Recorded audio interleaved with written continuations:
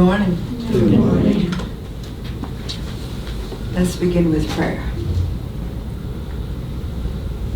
Mother, Father, God, divine mind of the universe, thank you for another beautiful day in paradise. Thank you for the gift of life so that we may explore this beautiful planet and learn to find our way to you.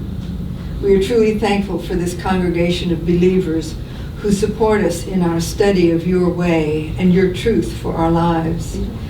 As we imagine a new, more loving world, we know that we send forth wonderful new vibrations. As we imagine our communities and families transformed by your perfect love, we again send forth positive vibrations.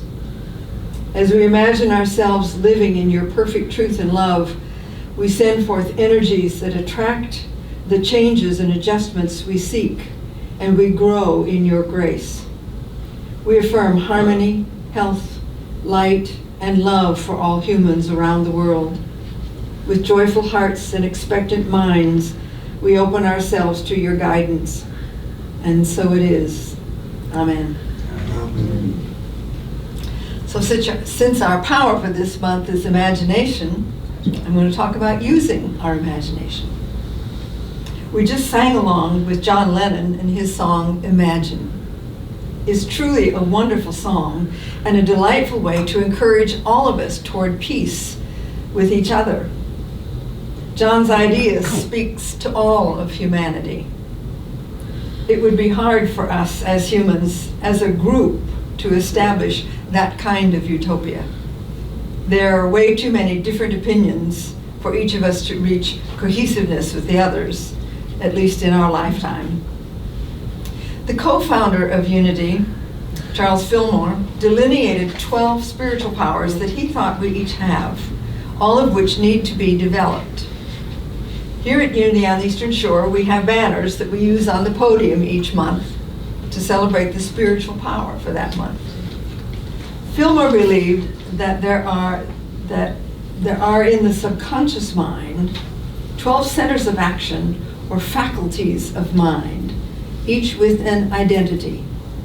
Metaphysically, the 12 powers are symbolized in the Old Testament by the 12 tribes of Israel and in the New Testament by the 12 apostles. Fillmore suggests that each of the 12 powers has a center in a specific area of this physical body and is represented by a color. These 12 powers are all expressed and developed under the guidance and direction of the divine mind, not by our own might or power, but by spirit, by source. The spiritual power that Fillmore chose for June is imagination, and we use that power constantly and enthusiastically. Sometimes it works well for us, and sometimes it can get us into trouble. Cora Fillmore wrote, "Divine imagination is the chisel we wield in molding the paradise of our inner thought kingdoms." Yes, it's important to know that a chisel can be used skillfully to shape mental forms for the outer expression of our needs and desires, and it can also be used poorly to waste much material substance and gain a poor outcome. Bartholomew represents the imagination, and in Greek, the name means child of the plowed ground, prepared for seed. And isn't the imagination our fertile ground for growing and creating new things? Fillmore claimed this power has its seat in the pituitary gland, or right between the eyes, what we call the third eye.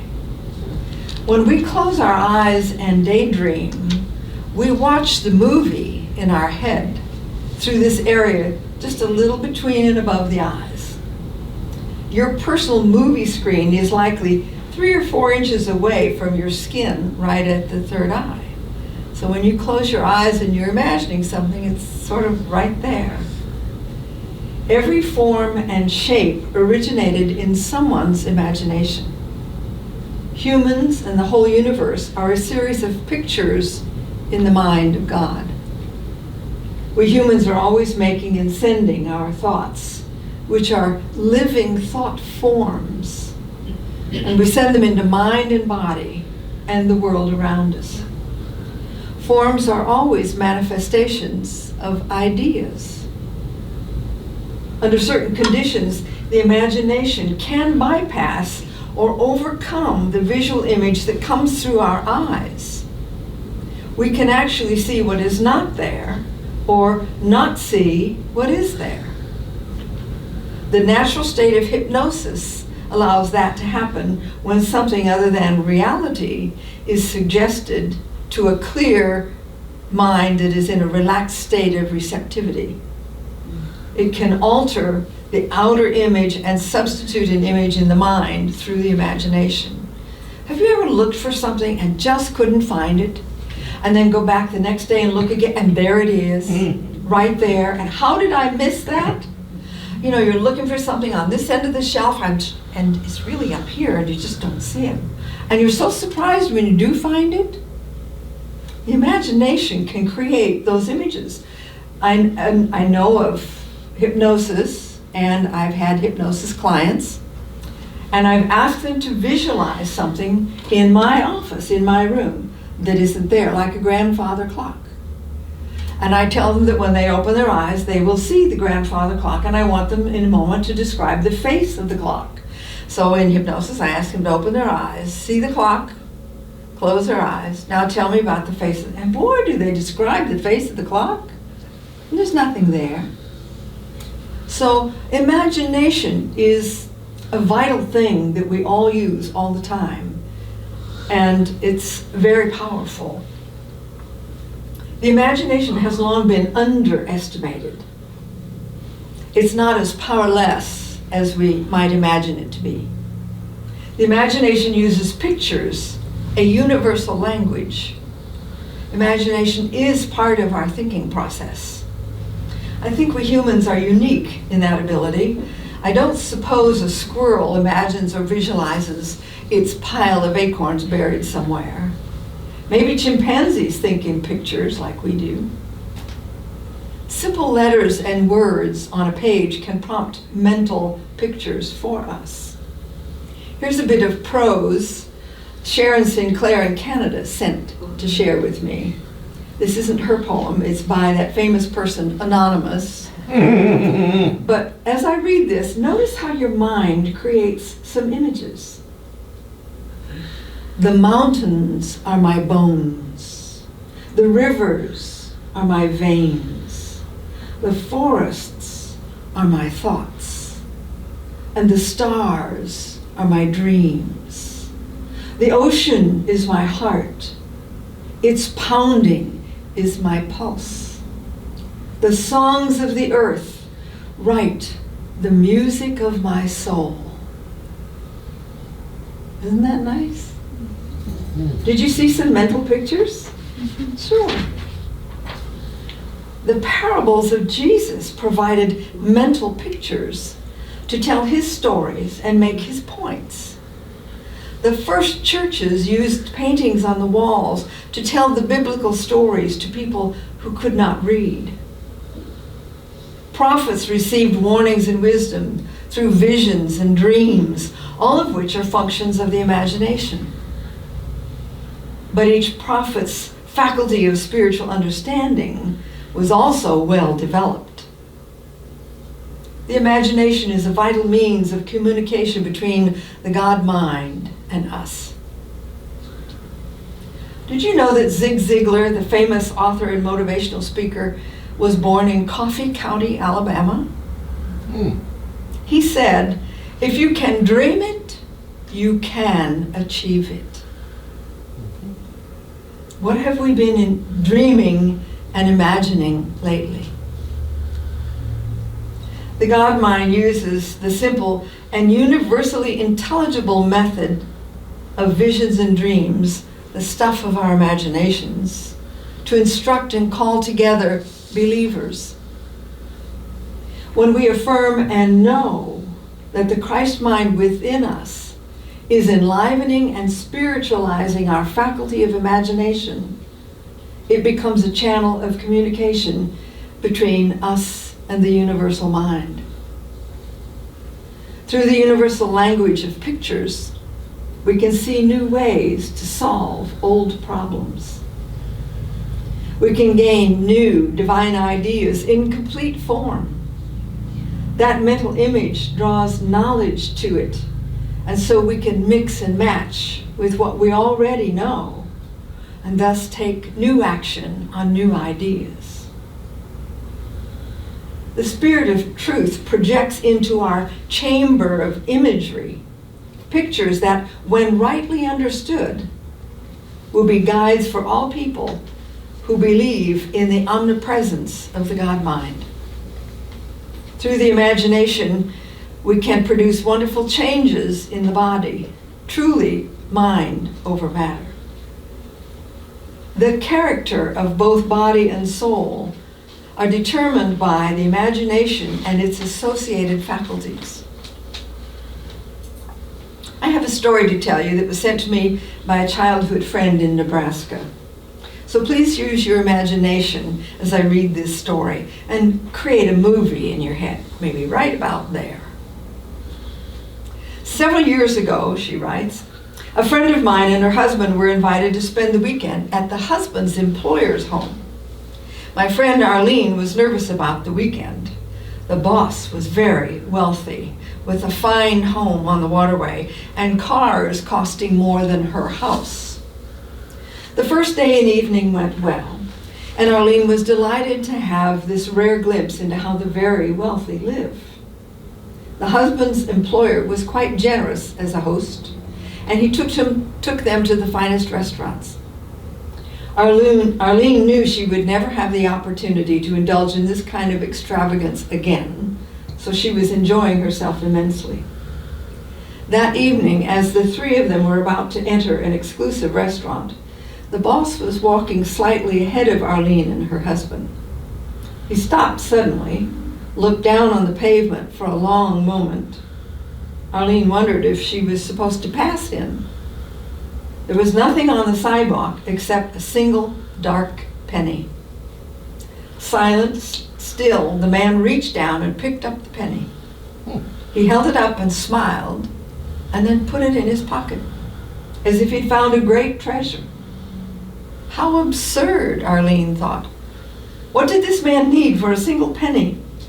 Why would he even take time to stop and pick it up?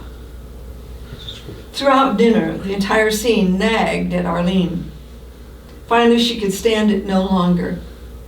She asked casually and mentioned that her daughter had once had a coin collection and wondered if the penny had been of some value. A smile crept across the man's face as he reached into his pocket for the penny and held it out for her to see. She said, "Yes, I've seen many pennies before. What's your point?" "Look at it," he said.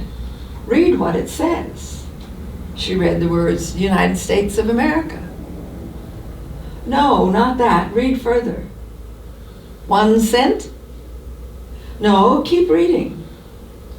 "In God we trust?" "Yes." "And?" He said, "And if I truly trust in God, then to me the name of God is holy, even on a coin. Whenever I find a coin, I see that inscription. It is written on every single U.S. coin, but we never seem to notice it." He went on, "God dropped a message right in front of me, telling me to trust him. Who am I to pass it by? When I see a coin, I pick it up and I pray. I stop to see if my trust is in God at that moment. I pick up the coin as a response to God, affirming that I do trust in him. For a little while I cherish it as if it were gold. I think it is God's way of starting a conversation with me. Lucky for me, God is patient, and pennies are plentiful." Yesterday when I was out shopping, I found a penny on the parking lot. I stopped and picked it up and realized that I had been worrying and fretting about things I cannot change. I read the words, "In God we trust," and I just had to laugh. Thank you, God, I get the message. It seems I've been finding an inordinate number of pennies these days, but then pennies are plentiful, and God is patient with me. Compassion requires imagination. When we see ads on TV for suffering pets or starving children or kids with cancer, they tweak our imagination to make a sympathetic appeal. When someone reaches out in a compassionate way to help when others are struggling, that is a true balm for the soul. We're called upon to show up in this way for others, to be present and aware of what is, and to help where we can. Compassion is an active prayer and a way of enticing our imagination to visualize things better, as greatly improved. Compassion and imagination connect us heart to heart. They are love in action and powerful elements for our spiritual practice. Sometimes we need to have more compassion for ourselves. Mark Stanton Welch has a song for each of the 12 powers, and his lyric for imagination goes this way. My imagination truly opens up the world. It takes away the limits held by space and time. Fantasy and dreams let me sail beyond the boundaries. I explore the universal mind. With my will and power, I can manifest the formless into life.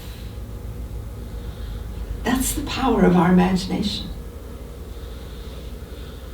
Why do we not let Source guide us to our dreams? Why do we sometimes give up or hang back or go in a whole different direction? There we are at some new beginning, and we just can't move forward into it. And that means we're not trusting our Source.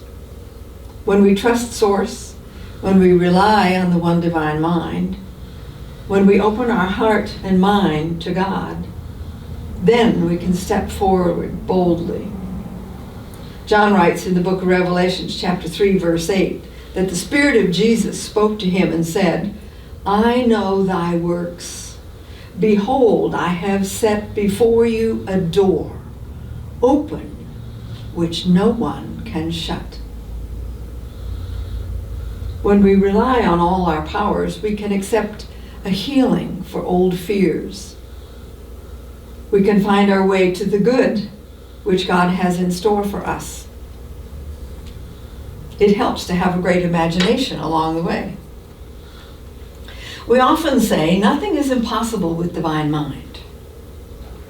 Do we truly believe that? We must remember Source works through us, empowering us to do the work. In fact, Source is the only power we need. Sometimes we just need to get self out of the way. That's been my number one issue lately. Soon I will likely need a new computer, and I don't like that. I'm old school. I like a typewriter keyboard. I like what I'm used to. I don't do Wi-Fi or iPads or cell phones. I am stuck in my rut, but I like it. I'm standing in my own way of progress. I also need to trust that I can do this. I can change and adjust. I'm working on improving my imagination. In a few minutes, we'll sing, Count Your Blessings, Name Them One by One. When we label things, events, and people as blessings, we generally give God credit for the gifts. When we recall happy events, wonderful people, and good things that happened, we count our blessings, and we use our imagination to recall them. Also, like John Lennon, we use our imagination to foretell our own futures. Imagine there's no heaven. It's easy if you try. No hell below us. Above us, only sky. Imagine all the people living for today. Imagine there's no countries. It isn't hard to do. Nothing to kill or die for. And no religion, too. Imagine all the people living life in peace. Imagine no possessions. I wonder if you can. No need for greed or hunger. A brotherhood of man. Imagine all the people sharing all the world. You may say that I'm a dreamer, but I'm not the only one. I hope someday you'll join us, and the world will live as one. Can we truly imagine that? Can we bring that into reality? Can we manifest that into life? Think how wonderful it would be if everyone believed and thought that way. Change starts within us. And it starts with us. When we adjust and change just a little, our corner of the world adjusts and changes just a little. We can affirm that Christ in me develops my power of imagination. I see clearly and creatively. Let's contemplate that idea in our meditation.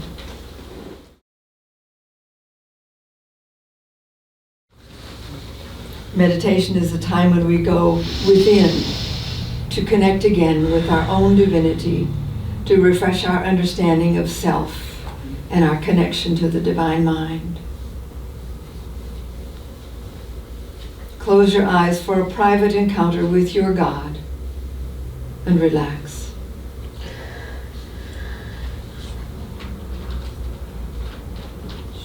Let your shoulders down.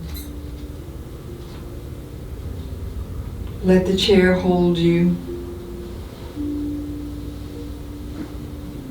Focus on your breathing gently in and out. And settle into your silence.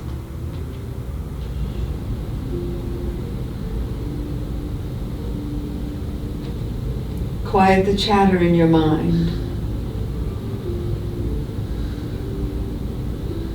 Feel the life force within you, moving smoothly.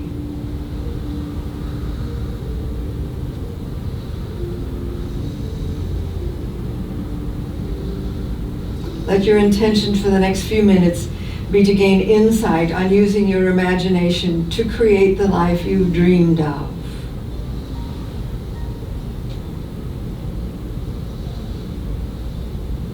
Find your spiritual center. Go to that place deep within you where you make contact with the spirit aspect of self.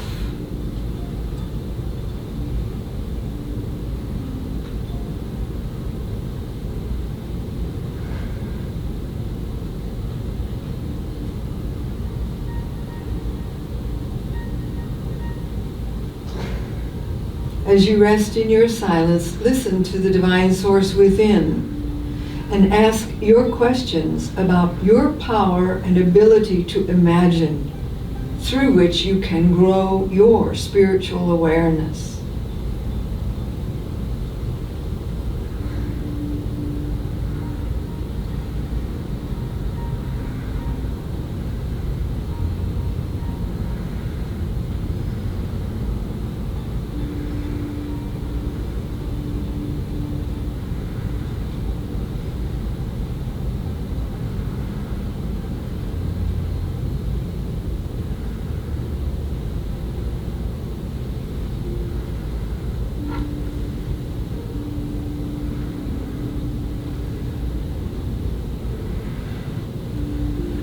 Ask your source about the next step for using your imagination so you can really be the best you can be.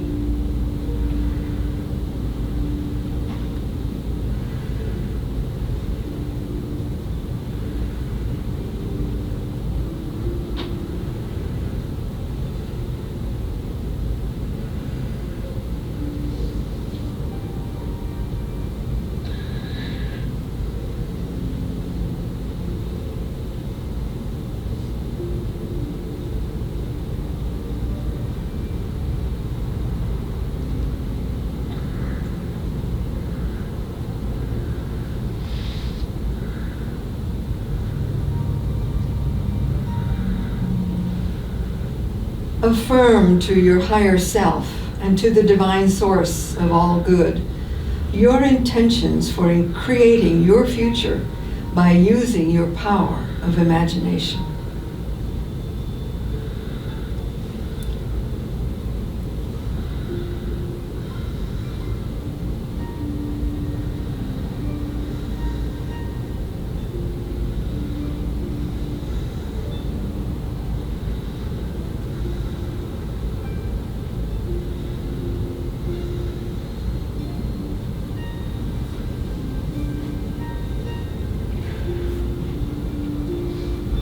As you rest in the silence, find the peace that passes all human understanding.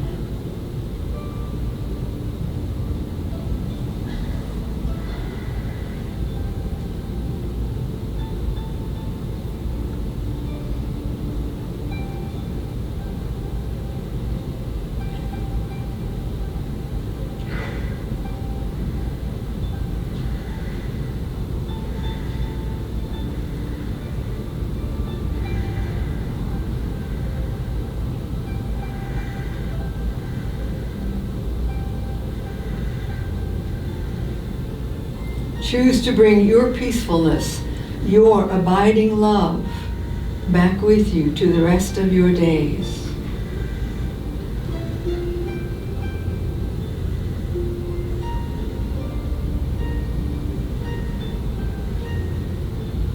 Give thanks for the insight you've gained today.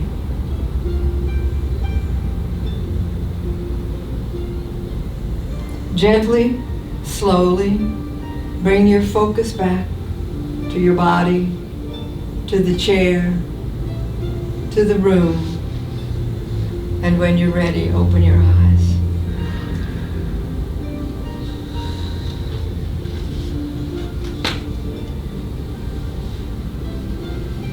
I have set before you a door open, which no one can shut. And so it is. Amen.